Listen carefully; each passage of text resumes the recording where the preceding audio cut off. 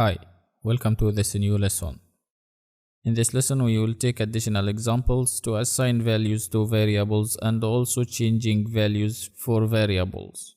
As you know from the previous lesson, you can use the assignment operator or the equal sign to assign a value to a variable.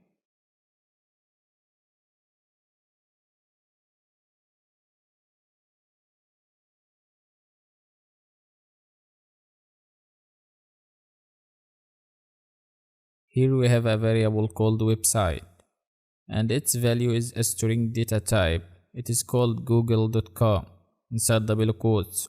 And after that, we just used the print function to print the value of website variable on the screen. The print function is just a built-in function from the Python standard library to print any kind of data on the screen. And also you can get the value of the variable by typing the variable name and hit enter, and you will get the value. Now you can change the value of the same variable called website to any value you want or your program needs.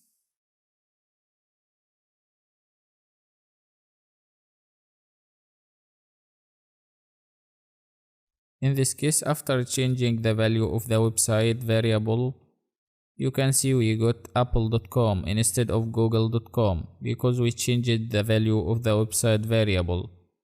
In Python programming language, you don't need to explicitly define the variable type. Python automatically knows that the value of your variable is a string data type and declares the variable called website as a string data type. Python is very easy and simple, as you can see.